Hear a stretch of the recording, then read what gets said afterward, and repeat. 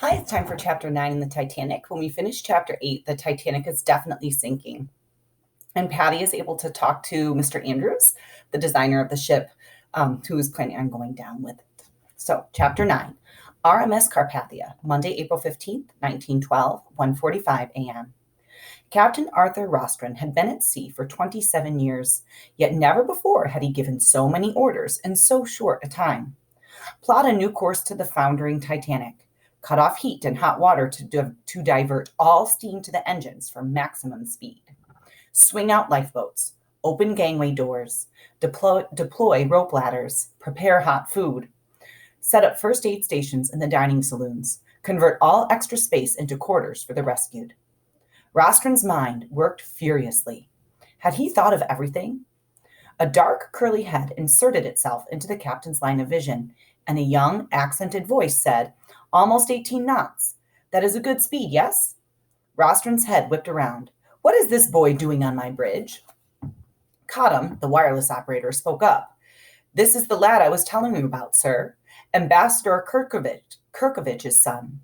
Drazen was on the wireless set when the CQD from the Titanic came in." "Well, then it would seem that we all owe you a debt of gratitude, Drazen," Rostron acknowledged. "Will we get there on time, Captain?" the boy asked. "We'd better hope so," Rostron replied, "or else we are brewing coffee when we should be preparing funeral shrouds." Funeral shroud is like what you would wrap a dead body in. Juliana wasn't sure who was more frightened, the sobbing child or herself. The descent was like dropping off the edge of the earth into a featureless black abyss. Yeah, I remember in the last chapter too that Juliana was able to take the boy that they found onto a lifeboat, and they're now getting lowered into the ocean. They went down in rough, jarring jerks, often out of balance if the bow fell faster than the stern, or vice versa. The sway was such that at times it felt they would all be tipped out into the sea. She was sure she would have fallen except for the fact that the passengers were jammed in so tightly that no one could be dislodged from the pack. A small mercy, perhaps, but an important one. A crewman near the bow shouted, "We are just over the condenser exhaust." "What's the condenser exhaust?" Juliana cried, and heard her question echoed by several others on board. The answer came soon enough. She looked over the gunwale and saw a mighty flow of water shooting out of the hull of the Titanic under great pressure. "We'll be swamped!" Juliana exclaimed. And then they were in it. The steam struck their bow, and they were bounced and tossed like a badminton birdie, still suspended by the ropes from above. All at once, the lights of the great ship were blocked by a long, dark shape above them, coming down fast. "It's another boat!" an elderly woman screamed. Horror came with understanding. The condenser exhaust was pushing them into the path of the next descending lifeboat. If it landed on top of them, both would surely sink. 64 passengers and crew all began yelling at the same instant, "Stop!" But the boat deck was many stories above them, and there was no chance of their being heard in the urgency and disorder of the moment. "Look under your feet," ordered the crewman at the bow. "There's a pin that frees us from the ropes." But in all the panic, no one could seem to find anything. Passengers and crewmen were on their feet, hacking at the thick lines with knives, sewing scissors, even hairpins. The descending hull was just a few feet above them now, blotting out everything but their dread. Juliana eased the child to the deck and hunched over her, although what protection would her slim frame be if they were all crushed? And then the last strand of rope was severed, and the force of the condenser exhaust sent them bouncing over white water away from the Titanic. The other craft hit the surface where Juliana's lifeboat had been a split second before. She reached down and picked up the little girl amid terror and relief all around them. "You see, Puppet, there was nothing to be afraid of."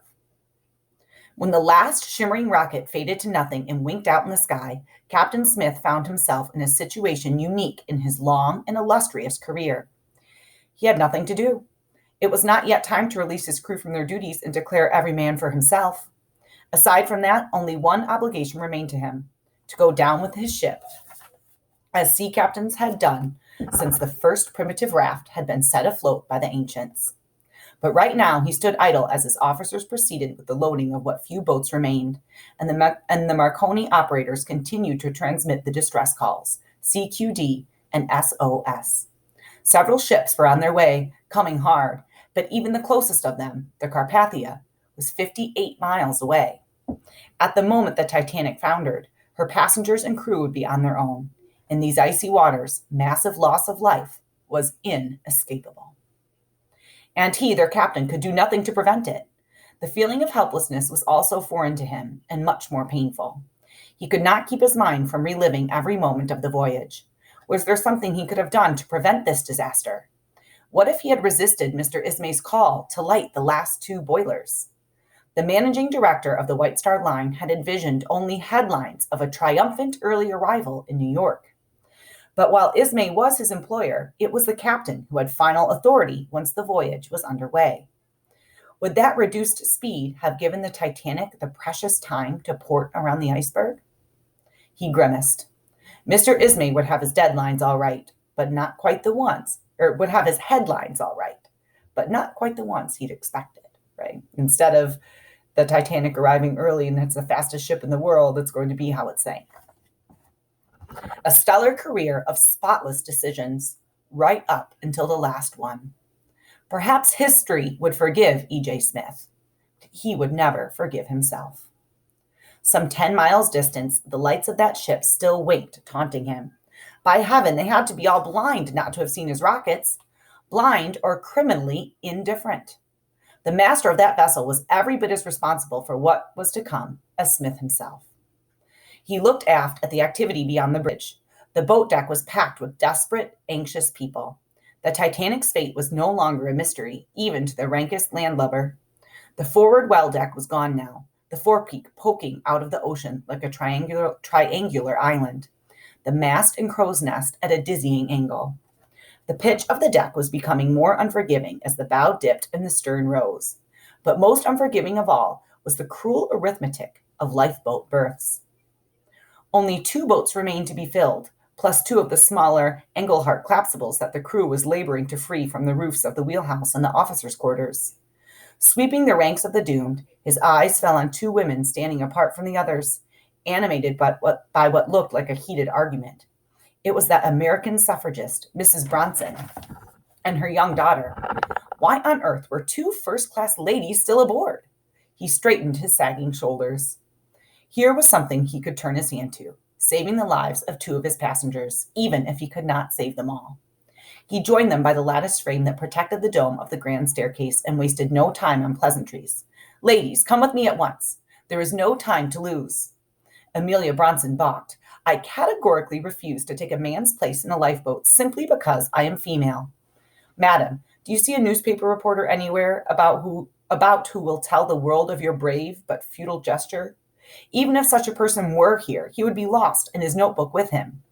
The headlines you seek will never be published. You are dooming not just yourself, but your young daughter, and all for naught. Take Sophie, she'll survive and tell my story.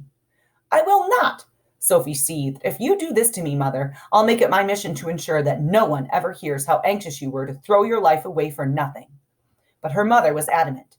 How would it look to the world if Amelia Bronson were to be plucked out of the ocean alive because she used her gender to gain a lifeboat berth ahead of elderly and infirm men? Perhaps even a cripple like that man Masterson. Masterson? Sophie exclaimed. Save your sympathy for someone worthy of it. Do you know who that monster is? He's Jack the Ripper, that's who. The captain spoke harshly to Mrs. Bronson. Your obstinate behavior is causing your daughter to lose touch with reality. Jack the Ripper, indeed. All right, I'll do it, Sophie exclaimed suddenly. I'll get on the boat. I'll tell everyone how you sacrificed yourself for the cause. But at least come with me now so we can say our last goodbyes. Mr. Lightollers loading boat 4 from the A-deck promenade, port side, the captain said briskly. Good luck. Arm in arm, the Bronson women descended to A-deck. I understand how difficult this is for you, Amelia said soothingly to her daughter. Thank you for realizing why I have no choice but to do this. You're welcome. Considering that she was about to say a final farewell to her mother, Sophie would not look Amelia in the eye. And you'll have to explain this to your father, Mrs. Bronson went on. But of course he'll understand. After 22 years of marriage, he knows me. They could already see the crowd gathered on the enclosed promenade. A window had been opened, and the boat dangled outside. Lightoller balanced on the sill, helping women over the gunwale. As the Bronsons joined the group, Sophie reflected that, at any other time, she would have been impressed by the cross-section of American East Coast high society that was represented here. Names like Astor, Thayer, Ryerson, and Carter.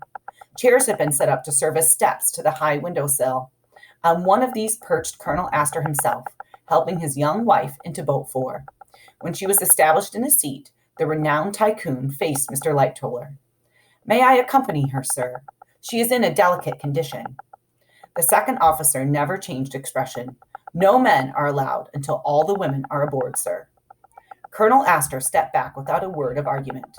The multi-millionaires all stood by as their wives and families were loaded one by one onto the craft that would take them to safety.